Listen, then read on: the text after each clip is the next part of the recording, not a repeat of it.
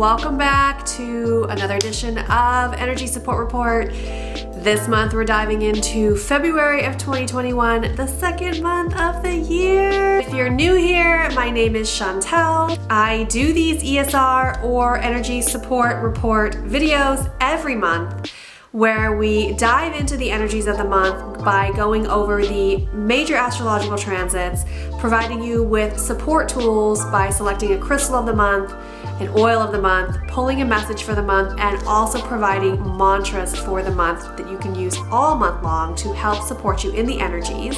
By trade, I'm an Akashic Records reader, tarot reader, Reiki master, and crystal empath, and you can find out all about me on my website, akashicrystalhealing.com. But for now, let's get into February's energies because we have a lot to talk about. This month is going to be full of some really interesting energy patterns and ways for lessons to kind of creep in for us to apply what we've learned. Could see some repeats, but I do also feel like there's some new stuff coming up for us, some new lessons that the universe is gonna kind of put in front of us for us to work through. All right, so February is, as we know, the shortest month of the year, but that doesn't mean that we're in short supply of the stars' movements, of a lot of things happening and shifting for us. And right off the bat on February 1st, we have Venus entering into the sign of Aquarius. When I think of Venus in Aquarius, Sade's song of No Ordinary Love comes to mind, because that's what this energy is. It is no ordinary love. It can be very deep, it can be very feeling, but it's nothing like you've ever experienced before. And Venus in Aquarius really allows you to broaden your scope on how love can be received and what love actually might even look like. I think it's important to know what your love language is when we have Venus in Aquarius, because that communicative way of getting across how you receive and how you give love is going to matter in this sign, in this transit, to be clear and concise on that, because things can get kind of wacky and out of order here. So we want to make sure that we're clear on our energy as it pertains to loving. And especially because this month is the month that Valentine's Day falls into. We're going to talk a lot about love this month, so just get used to it. Also on the 1st, the Sun in Aquarius squares Mars in Taurus. So on this day, you might feel a little like unaccomplished or a little like unmotivated or lackluster. That's thanks to this square that's kind of pitting the Sun energy, the Aquarius major energy that we're in, versus the actionable energy of Mars in Taurus. We can kind of feel a little bit unmotivated here, or like we're not really clear on what we want to do right now in this space. So with that meeting up with the Venus in Aquarius, that's why I say let's get clear. Let's figure this out before this hits so that we don't have that extra muddied water energy surrounding this period. On the 5th, the Sun is going to trine the North Node in Gemini. I feel like this is a really good energetic push towards the future, right? So when we have the North Node, we're always talking about the future, and in Gemini, we're talking about communication, intellectualism, 1,000,001 ideas floating about, and then the Sun in Aquarius is all about inclusivity, like including everyone into this in the conversation, right? It's about the collective, it's about elevating humanity. So really the Sun trining the North Node here in Gemini, I think is a really good omen, a really good space to be in, to usher in and to push through what's coming ahead in the future. So if ideas start downloading around this time, write them down, get them on paper, share them with others, right? North Node in Gemini, communication, let's get that out, let's talk about it, and see what can be formulated together through a collective lens on how we push through for the future. On February 7th, Venus in Aquarius is going to square Uranus in Taurus. So again, we're going to talk about love real quick for a second. Venus in Aquarius, the love energy there is squaring off to the motivational, go-getting drive that is the Mars in the sign of Taurus, which is more grounded. So we can maybe feel like there's a little bit of a butting head energy or restrictive energy when it comes to wanting to express our love and act upon it, right? So be a little bit more contemplative about it, but really turn the focus in on how you want your love to be received, how you want to give it. Again, love language. Make sure you're clear on that so that when these like road bumps kind of appear, that we can navigate them nicely and smoothly without blowing them out of proportion into a bigger problem that didn't need to exist. On February 10th, we have the Mercury retrograde in Aquarius forming a square to the Mars in Taurus transit. You may want to fight someone. And you may want to fight someone over miscommunication. So it's really important to take some time out on this day to cool your heels a little bit. Maybe don't dig in. Maybe don't be so stubborn and unyielding in how you approach something or how you are accepting something or receiving something from someone else. Be a little bit more flexible in this space here as this transit looms over us, because this can cause for some friction and this can be a battle of wits or a battle of stubbornness almost. If we can get through that one nicely, then on February 11th, Venus conjuncts Jupiter in the sky, both being in the sign of Aquarius. So really feeling more at ease and more like allowing the tensions to kind of soothe over, getting back into a happier space, getting back into a space where you can feel more expansive in your relationships, right? So getting over this hurdle. So that's why I feel like these squares that are coming at us this month really are lessons for us. Maybe repeats, maybe new ones, but they're here for us to kind of get over these hurdles, because right after the tough transits come like a nice one. So let's use these, utilize them in the right way that we're supposed to, so that we can enjoy the nicer, easier transits when they pop in right afterwards. Also on the 11th, we have the new moon in Aquarius. This is a perfect time to think about where we're headed, right? Future-wise, not individually. Last month was individually. Like new moon in Capricorn, that was for you, babe. That was for you to sit down your plans and be like, what do I want? Where do I want to go? Who do I want to be? And now that it's a new moon in Aquarius, it's like, what do we want? Where do we want to go?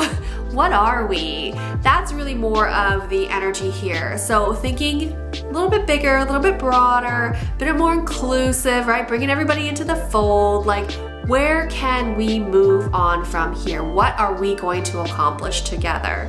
And outside of the box thinking, which is very Aquarius. They're not traditional in any sense of the word. So really allowing yourself to expand your thoughts and beliefs and practices and behaviors on the new, truly the new moon, but also new ideas. Bring those in, but bring those in collaboratively.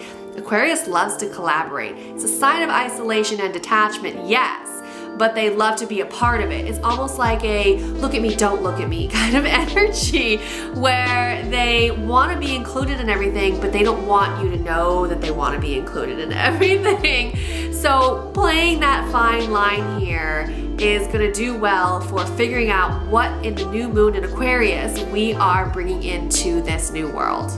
Right before Valentine's Day on February 13th, Mercury retrograde is going to conjunct Venus in Aquarius. So again, watch what you say. Watch what you say. Valentine's Day is the very next day, the day for lovers. I don't care if you celebrate or not. It is designated as a commercial holiday, yes, that we celebrate, but it's still in the collective consciousness, right? We all understand that this exists. And so because all of us put this thought energy towards Valentine's Day, then the energy kind of raises up to meet that. So we do want to be careful right before the Day of Lovers that we're not causing unnecessary fights. When we have the Mercury retrograde, it's a big chance for misunderstandings and miscommunication. When it's conjuncting Venus in Aquarius, we want to be careful how we're speaking to those we're in a relationship. Also, this is not a good time. It's not a good time to propose or plan a proposal. So if you're doing that, I wouldn't recommend it at this point, because we're under the Mercury retrograde, and with it conjuncting the Venus in Aquarius, it just does not spell for a positive outcome down the line. So maybe hold off on that potential contractual obligation for another romantic day. But on the 14th, some good news. Mars is going to form a sextile to Neptune in Pisces, Mars in Taurus, if you remember. So this is actually really nice. This is you having the space to determine and to act upon your big dreams, like your fantasies even. This is a really good sign for some great Valentine's Day sex. Because Mars is the planet of action, fiery, determined drive and will. Taurus is ruled by Venus, and Venus is love and like groundedness and feeling safe and secure. And then you've been forming a sextile with Neptune and Pisces, which is all about fantasy. So honestly, go ahead and get your lovin' on. That's why I say bite your tongue on the 13th, because you can definitely get some good extracurricular activities worked out on the 14th. It looks to be a very good day for that. And on the 14th, Venus will also form a trine to the North Node in Gemini. So again, future planning. So is there potential for baby making to happen this day? Yes, I do believe so. Let's be careful though, because what we're going to be unleashing onto the world are more Scorpios. And that's okay, we love Scorpios, but just know that that's what you're gonna get if you bake in the oven starting on February 14th. But I do see potential for a lot of future love to grow on the 14th, to plant seeds for that, trining that North Node, what we're looking ahead to, right? Like what we're going to be moving towards, perhaps contractually, perhaps on a communicative level, but also babies. On February 17th, Saturn makes its appearance and forms a square to Uranus in Taurus. Saturn is in the sign of Aquarius. So this square energy can feel very much like a road block for sure. Like I am blocked from acting. I cannot do anything right now. My hands are tied. It's okay. Just go with this energy for now. Maybe take some time to breathe out. Maybe it's like hitting a pause button or the snooze button to give you a little bit more time to think about, do you really want to go forth with this? Do you really want to wake up now, or do you want to wake up in 5 more minutes, right? This is a nice little time out for us to maybe reconsider, where we're not going to be allowed to leap right away. So it is a good thing if you look at it that way, but it can feel very restrictive, very frustrating. But let's take the lesson and let's breathe through it. And on the 18th, the sun moves into the sign of Pisces. Pisces is dreamy and fantastical and is deeply rooted in its connection to the other side, the other world. That does not mean to say that Pisces is the most spiritual sign, because it's not. That would be wrong to say. But we do also have to acknowledge all of the aligned energies that Pisces brings when it comes to communicating with spirit. It's actually the wateriest of the water signs. They're fish. They don't get out of the water at all. Crabs are half on land, half in water, and scorpions don't even fuck with water. So Pisces really are the water sign, swimming in all that emotion, swimming in all that ethereal vision, fantastical world that they create. And we can learn so much from them in allowing ourselves to really go with it and be kind of daydreamy and have those out of the reach or unrealistic ideas and ideals, right? This is good for us. We need this. Especially if you're somewhat of a control freak, if you have prominent Virgo or Capricorn placements, the season of Pisces might be a little tough for you, but this is where we have to learn some lessons and relax, like pretend like you're on vacation. Pisces would love to be on vacation all the time, as long as it's near body of water, right? So like pretend you're on the beach for the entire season of Pisces. What would you do? You'd just be sipping Mai Tais and relaxing and catching some rays, and then dreaming about how you can extend this, how you can live this life forever. And that's a really good space to be in, because we need to have the dreams in order to fuel the reality we create. On February 19th, Venus is squaring Mars. So Venus in Aquarius, squaring Mars in Taurus. Get ready to fight for what you love. Fight for what you believe in when it comes to who you love. You might have to put in a little bit more effort. You might have to get into some arguments about something in order to reach a common ground, but that's a little bit of that energy that's going to be in the air, kind of combative, definitely surrounding relationships. but it's things that need to come out, things that need to be addressed in order to move forward. So now's the time to do it. Or if you don't, it'll probably happen anyway, because that's kind of the energy that's pushing everything out. And then finally on February 27th, we have the full moon in Virgo. So really taking a look back at what did you accomplish in taking care of yourself, and maybe even the lessons that we were learning this month. What did we get from it? Did we learn anything? Did we learn anything, class? Did we get it right?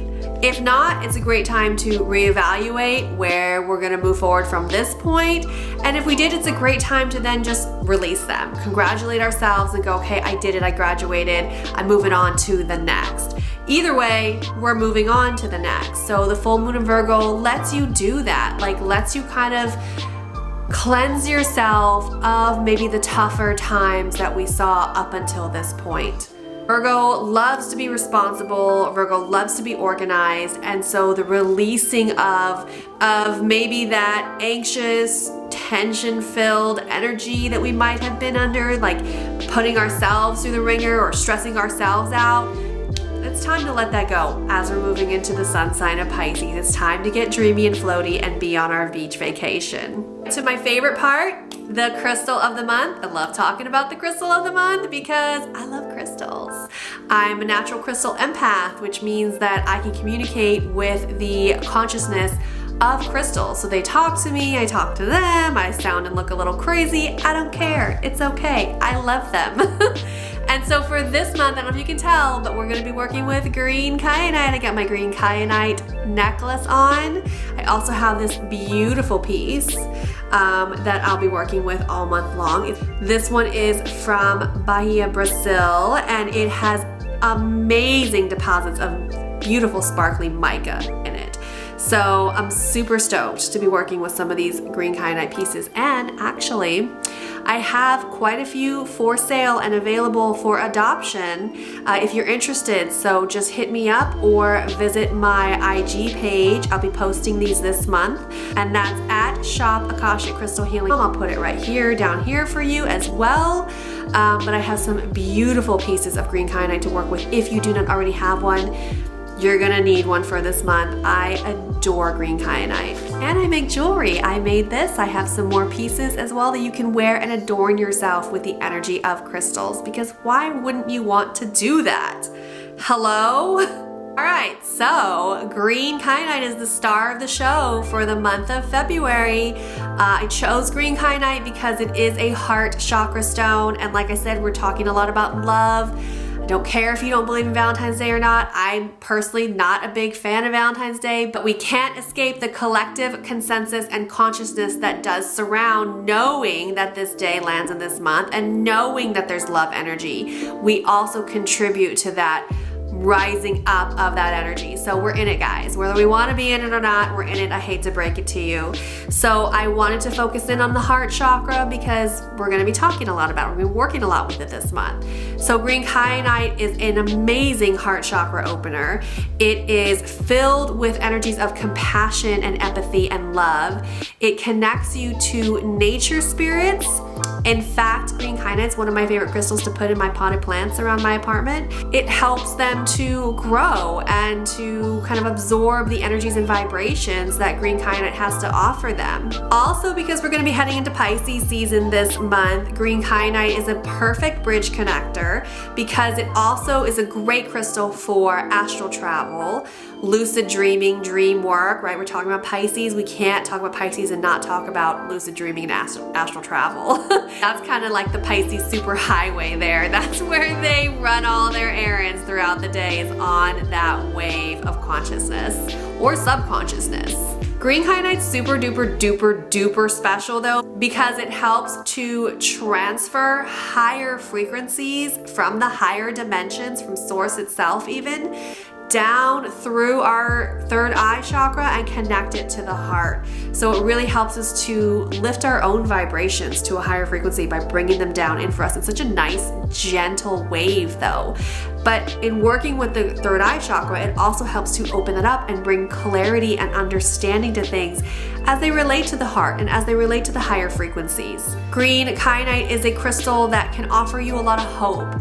It can alleviate anxieties. It can bring that centeredness and that calm, eye in the storm type energy for you. So no matter what's going on around you, hold on to some green kyanite, or better yet, put it right on that heart chakra and really sink into what she has to offer as far as like soothing, energetic frequencies. It's also known as a universal bridge, so from physical to the spirit realm. So really helping, again, a connector, connecting the two. And it's also one of the crystals that never needs to be cleansed or cleared. So you don't ever have to worry about this holding on to yucky energy or old outdated energy. It cleans and clears itself constantly. In fact, you can even place this with other crystals and use this as a clearing, cleansing crystal for other crystal babes. And because it's kyanite, it aligns all the chakras. Although the green one works specifically with the heart, it does align all of them. So you get that full on loving vibration all the way through. I love these green kyanite pieces. They are so high vibe. They are so beautiful. They're not just gonna show up on the camera as beautiful as they are in person, unfortunately, but they feel so nice to work with. And I've been wearing this necklace all day, and I gotta tell you, like, my mood is just, I'm cruising. I'm feeling so even and steady, and just like I'm just wrapped in a warm hug the entire time. So highly recommend that you work with green kyanite this month, as it is our crystal support tool of the month. Moving right along to our oil of the month, I picked one of my favorites because green kyanite had me feeling all kinds of ways. Like, I was feeling so good working with the green kyanite. I'm like, you know what? I'm just gonna go for this one because this one I know is such a good oil, and because of the properties and how they line up with the energies of this month, obviously. So this month we're gonna be working with basil oil. Let me get that in the frame there. Basil oil is, again, one of my favorites. It's amazing. First of all, basil is great for attracting luck and prosperity. So if you know anything about me, you know I'm all about attracting luck and prosperity. I will use every trick in the book that I can to bring in my abundance. It works. I am extremely abundant. Basil happens to be one of my secret weapons. I love to keep basil leaves, dried basil leaves, in my wallet and directly put that shit where my money goes.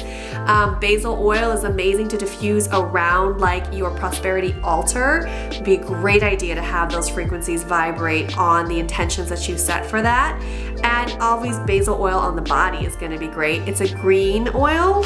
The label kind of helps you denote which chakra it's going to align with, so it does align with the heart, and also on the feet, because we want to root and ground that energy, right? We want it to have legs. We want it to be able to stand firmly on a strong foundation. But some other things about basil that are really nice is that this oil helps to build trust. So if we're talking about relationships, I think this is a great oil. It also is very uplifting. It also sharpens your awareness around things. It brings in clarity. It really kind of helps you to see and understand and know things on a deeper level. It connects with spirit. So where kyanite connects with nature spirits, basil oil connects with spirit. So put these two baddies together, and you're gonna have some great conversations in the other realm. And basil also is very much attached to love spells. So you can find a ton of love spells, and a lot of them will tell you to use basil oil. So again, with this love energy, we can't escape it. I'm just telling you, basil oil is good for that too. So if you're gonna do some love spell work this month and or prosperity spells, basil oil is what you're gonna need, because it does definitely help to attract that energy to you. So for this month, oh my God, you cannot not be. I feel so uplifted. Because here's the thing, basil, it's on the last notes where it hits. Like, you take in a deep breath, it's right on the end. It's like delayed by just a few milliseconds, and it's right on the last note that you're just like, because the first notes are very earthy. It's very grounding. You're like, okay, yes, earth, nature, got it. And then at the end, you're like, oh my God, I'm in the clouds. I'm connecting with spirit. This is amazing. So I love basil. One of my, as you can see, I go through tons of bottles of basil. I use quite a bit. So this is one of my go-tos, and this month we're going to be putting on our heart chakra. It's gotta be on the heart chakra because it's a heart chakra oil. And I also want to put it on my pulse points. Why? Because I want that shit amplified and I want it to attract. I want this luck and this prosperity to come to me. And I said the feet. So either the bottom of your soles or your Achilles heel, right on your ankle. Either space on the foot area will work for that. Other than that, diffuse, diffuse, diffuse, diffuse, and a perfect spell companion when you are attracting love and attracting abundance, prosperity, and luck. Okay, let's go. Message of the month. Oh, there's a card that's stuck in there. All right, message of the month brought to us by none other than our Soul Journey deck by Nancy at SF Spirit House. She is divine. She is amazing.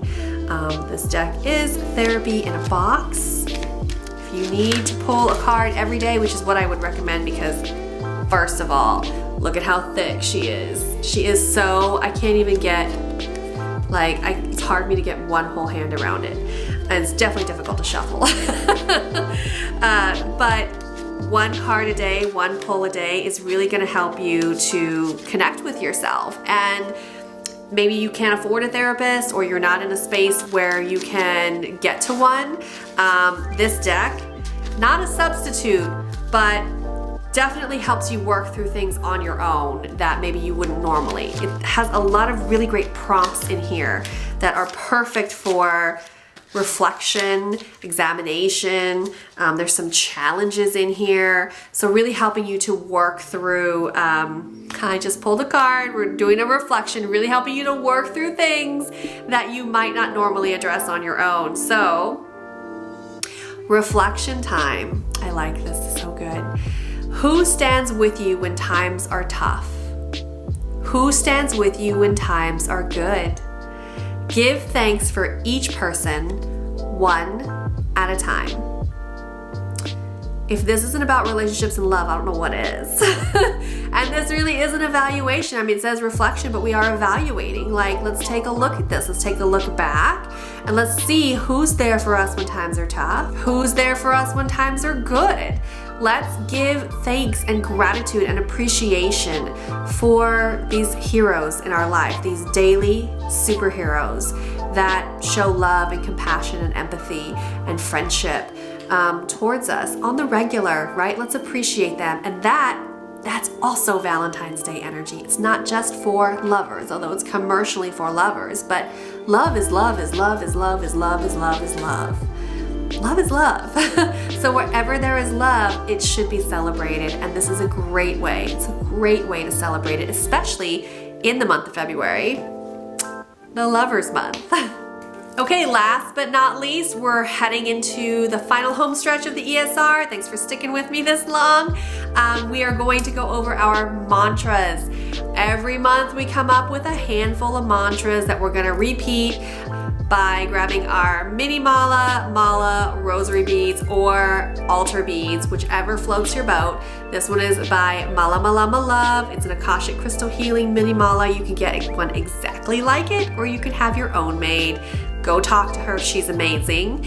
Mantras are to be repeated by running your hands over one bead in the mala at a time per mantra until you've gone all the way around. And if you're working with a smaller mala like this, you want to do it several times. I do it 4 because 4 is a number for me. That's a number I resonate with. I would do no less than 3 though, no less than 3 times all the way around if you're working with a smaller one. Obviously, you're working with a full 108 or 111 bead mala, once around would be good. But a smaller one, you want to give it a couple of goes. So this month we have 4 mantras that we're going to be repeating. while massaging a bead all the way around until we do it as many times as we said we would. So this month, the mantras are, I am open to receiving truth in purpose. This is a little tricky, but I liked how it's worded, so I want to explain it. I'm open to receiving truth in purpose. So the truth in the purpose of things, like why this has to be this way, or why this relationship is here like this, or why I'm here, what I'm here for, what my purpose is. So it's worded that way because we want to see the truth in purpose in everything. Everything has a purpose. What's the truth behind it? I'm open to receiving that. I'm open to seeing that, to peeling the blinders off and to really seeing that, bringing that clarity in, right? With that basil oil, bring that clarity in. Mantra number 2, I am ready to move forward with courage. It's been a tough go. I think for a lot of us, it's been kind of a tough go, and a lot of us can be gun shy in starting over again, or putting one foot in front of the other even. Calling in that courage, your courage, that's always been there. That's always will be there. We just have to sometimes dig a little deeper to find it. We want to be open to moving forward with courage. We want to be ready for it. So declaring ourselves ready. I'm ready. I'm ready to move forward with courage.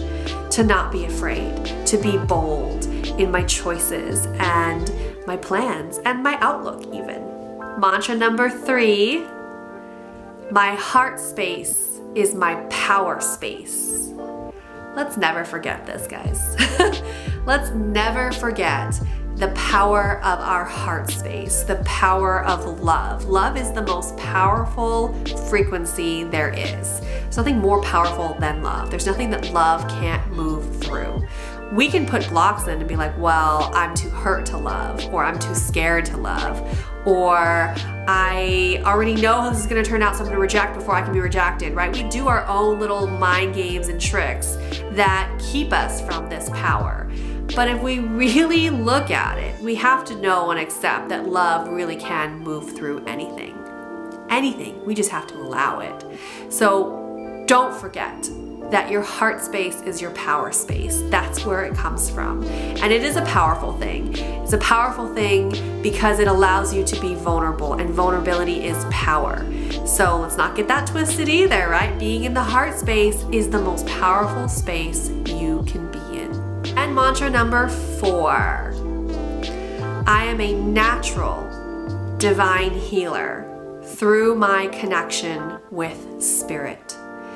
It is through that connection that we understand everything, that we understand who we are, why we're here, and what we're here to do, which is to be healers. Some of us are called to be healers on a big, broad scale for others in the literal sense. Doctors, nurses. Some of us are called to be healers in the mental space, therapists, psychologists. Some of us are called to be healers in the energetic sense, which is the spiritual therapy and tarot readers and astrologers and Reiki workers. There are so many different avenues in all these spaces. And some of us are just called to heal ourselves so that we can heal our past ancestry generation and heal the line in front of us. Whatever way that you are called to be a healer, know this, that you are. You are a healer. So it doesn't matter if you're a doctor. It doesn't matter if you read tarot. It doesn't matter if you are just here to heal the wounds of your ancestors and move forward your line, your generational line, break curses, break karmic cycles. You're a healer. You're a healer. You're absolutely a healer. Everyone is here to heal things that have happened or that are happening or that will happen. We're here to constantly find a way to heal. Just as the skin will always try to heal over a cut or an abrasion or anything that happens, the skin's always going to find a way to heal over it. It could scar, but it's healed. That's us. We're always going to find ways. We're meant to find ways to heal. So you acknowledging that you are a natural divine healer through your connection with spirit is so important, because the more you're connected with spirit, the more you understand. what your healing abilities are, what you're here to heal, and in what capacity. Okay, that's it. Thanks so much for hanging out again another month. Next month, March, I haven't even looked at the energies, but I already feel like those are going to be a little bit more uplifting than this month. So this month we have kind of a little bit of challenging energies come for us, but again, I feel like it's lessons that we have to learn, and I do feel like it's overall encompassing a lot of love energy, and love is love is love is love is love. So any relationship in any form that it can take in your life is what we're going to be looking at this month. So grab onto your support tools. I know I've got mine. And let me know if you have questions, comments, concerns below. Thank you so much for joining. Don't forget to like and subscribe, please. Happy February 2021. I will see you guys next month. Bye.